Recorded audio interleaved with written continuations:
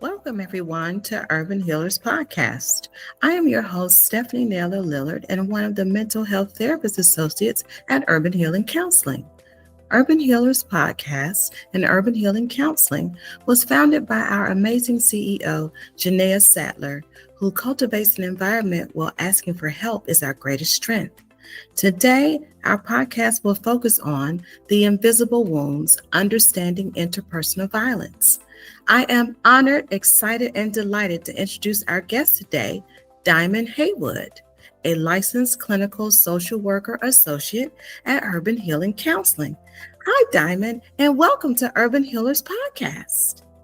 I'm just so excited. I have just been so pumped up. Audience, I am so pumped up. Diamond is a powerhouse, and we're going to talk about a powerful topic that's near and dear to many people. You may have loved ones, family members, co-workers, that have experienced, interpersonal violence. And Diamond here today is going to give us a breakdown on this, and we're going to do a whole series about it. Diamond, before you get started with our key topic, invisible wounds and understanding interpersonal violence, can you tell our audience about your background in social work? I am a social worker through and through. Born and raised into a family of helping professionals, so it was inevitable that I was going to help people as well. And it never felt like work. It always felt like giving back to the community that poured into me. So that is a true, I think, a wonderful experience that I got to have as a child and then translated into me studying social work. And once I decided that's what I wanted to do, I was meeting social workers left and right. So I took that as a sign from the universe. I've had the privilege of working within spaces as a social worker, focusing on providing shelter to people who have experienced domestic violence, providing advocacy services, which we'll talk about a little bit later, as well as getting to work within community mental health and campus-based resources. So yeah, I am really grateful for the journey that brought me here. Wow, the chat is already, I have questions already formulated in the chat, Diamond, about, what you just talked about. But can you walk the audience through a definition of what is interpersonal violence? So it's the intention to cause harm via physical force or power against another person with the intent of causing harm. It can come in many forms. It's actually October currently, Domestic Violence Awareness Month. So physical violence is a factor of that. There is also sexual violence, psychological or emotional, and there are also a couple other forms that people don't talk about as often, such as financial abuse. That is an element of violence within that. And there's also deprivation, which is neglect. Wow. I did not realize there were so many layers. I see the audience agreeing with me on that as well. You know, because you have been dealing with the community for so long, it has been a part of your journey. What are the most common forms that you see for interpersonal violence? I think with interpersonal violence, what I see most often is that emotional and psychological piece. And I think with that in particular, because so often when people think of this form of violence, they think of physical and we think, oh, there are visual signs that we can see there. And while there are also signs with emotional and psychological, because it's not something that the naked eye can see, more often it's identified, but not as interpersonal violence or IPV, which loops both of those in there. So when I say it's not as easily identified, sometimes us not using the exact same language makes us miss it. When we talk about, oh, that's a red flag. Oh, okay. Well, let's go deeper into that. We're identifying that's something that's problematic, but very often it can be abuse.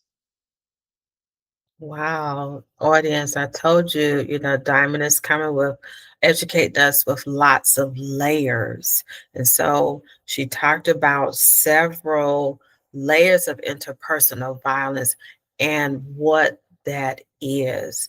Audience, as you listen to this podcast on today, and for those that are participating with us, can you think back to a time where using different language as Diamond said, to describe certain things? Were you aware that that was a form of abuse? Okay, I'm seeing the chat, sort of going right now saying, Diamond, they didn't know that that was a form of abuse. So, how many times have you talked with, clients or community members, or when you go and do your community service talks with several organizations? What sort of comes up in those meetings when you talk about this? I think focusing in on, well, what are the specific examples? Not asking anyone necessarily to disclose, but let's talk about scenarios that people likely experience. So, one person may talk about like the criticism that's experienced. Well, is it constructive criticism? Is it, with the intent and backing of support? Are we requesting it? Or is it a detriment to self esteem? Is there no construction to it? Wow. Audience, did you hear that? Diamond, I didn't know that this subject matter, we sort of hear the prevailing, terminology, domestic violence, intimate partner violence, sort of interchanged. But in retrospect, thinking about what you've described, this interpersonal violence, could it be self-inflicted? Or is it more of a social construct? We're raised in it, so we're not even Mm. aware that it's happening. Have you ever had those instances? Talk to us about that. Definitely those instances, especially now that I work directly with clients focusing on their mental health and often following those events. They've received those resources and now they're processing from that trauma. And it's not just limited to these romantic relationships. That's a discussion that is so often had. Identifying it can be parent to child, it can be friend to friend. It's not limited to one individual married to another. And that actually is a blockade for a lot of people of understanding that they experienced abuse. Wow. The chat is sort of talking about asking, can you circle back to the financial piece and how that is a form of abuse or a form of something that we may not have ever thought of as abuse. And so I'm seeing a lot of thumbs up for you to sort of do a deeper dive into that. So do you mind sort of letting us know a couple of layers of that, since this is very new for our audience? So, with financial abuse and for all of these forms, the overarching theme is power and control. In every relationship, there is a dynamic of power and control. But in a relationship where there is abuse taking place, it is a unhealthy and imbalanced power and control. So when I say imbalance, when we think about the dynamic of a relationship, focusing on financial abuse, even if one partner is and we're going back, into a relationship, but with one partner, if they are the breadwinner, let's say in this situation, if the other person has no access to the funds, if the other person is not able to also, say, let's put funding here, it's a partnership, a relationship. That's what it's supposed to be. Both parties actively working within, the nature of wanting the best result for both people. But if one person does not have a say in these situations, finances cover how we eat, where we live, our day to day. So that is a situation where there is no balance there. And for that other person, then knowing that this person has this power, okay, well, that dictates the way in which we communicate, what we then experience in that moment. That doesn't sound like a relationship of partners anymore. That sounds like a parent to a child. And that is not healthy within a romantic relationship. Are there some things or language that we use on ourselves that can create a cycle where we're open to this type of a Mm. form of abuse? Language directed to ourselves. So kind of the way in which that we navigate or like kind of sharing what our self-esteem is within that regard. Yeah. Yes. Yeah, I think that that definitely happens in those situations. And earlier you said, that there's a societal element. Mhm. If society tells you this is your place within the situation, there is a reason when people think about abuse is typically perpetrated by a male towards a woman. Although this is an issue that impacts people of all genders and sexualities, that is the dynamic typically where there has been an imbalance of power and control historically. And so through society, if we are taught that we are supposed to be more submissive, right? Okay, well, in that situation of financial abuse, we could argue that there is submission occurring there and that that is the order in which it's supposed to occur. In that scenario, did you automatically think of the person who was controlling the funds as being a certain gender and the person who was being controlled as being a certain gender?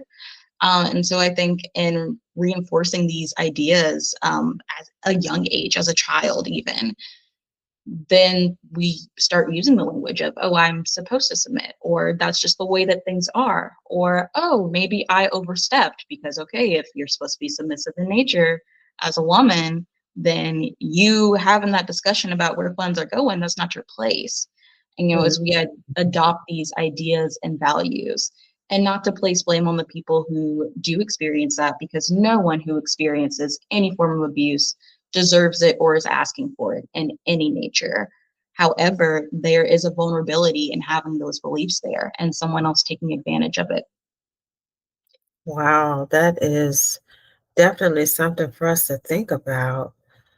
When we talk about words that we choose to describe ourselves, it might be, to your point, Diamond, based on the environment that we are around, particularly for individuals that didn't grow up in traditional households. I hear what you're describing across gender roles, but particularly in traditional households, those values are sort of upheld. And so it's a natural progression. However, that vulnerability is not seen as something beautiful or as something that fits within a person's value system. It is exploited. So Yes. if I already have a negative view of myself, and then I go into other elements, or as I become a young adult or older adult throughout life, if a person has, maybe not talked to an individual that is safe or sought out therapy if they can afford it or went to a support group, they keep these constant views about themselves without any course correction. So, Diamond, can you tell us about maybe one particular therapeutic intervention that has been helpful for individuals who have gone through this type of abuse? Yes, and this actually highly overlaps with the work that I have done within advocacy and what centers are currently doing. So empowerment-based interventions are extremely helpful because as we identified that low self-esteem, that's a vulnerability that is a factor within that and is reinforced by these situations of this imbalance of power. So when I talk about empowerment based, I typically think interpersonal therapy, which it's right there in there. It overlaps with one of the forms or one of the ways in which we describe this. So empowerment within that is built in by identifying what are the strengths of that individual. Yes, we see this vulnerability, but there is strength within vulnerability. So interpersonal therapy, it operates within what are your strengths and often tying that back into what are your values. It's actually a short form of therapy, but the elements within it can be utilized for long term. The reason in which I became interested in it as someone who went from working within advocacy to working within mental health is because I saw the benefits of empowerment based trainings and groups for people who had experienced situations of abuse. Again, power and control. But that means that that person didn't have a choice. And there is so much power in reminding someone that the ball is in their court. They do have a choice. They are able to make these decisions that positively impact their lives. Being vulnerable, asking for help, that is such a strong decision that they are able to make for themselves and sometimes for the betterment of those who also depend upon them within these situations. Yes, asking for help is our greatest strength as part of our CEO's mantra, for urban healing counseling. And it is something that she really has built this practice on.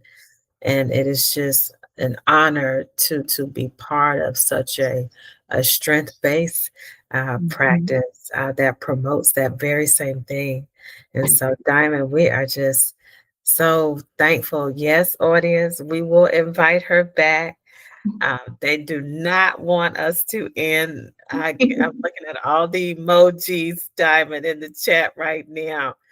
And so I want to say, thank you for talking to us about this subject, and we would like to explore it a little bit more.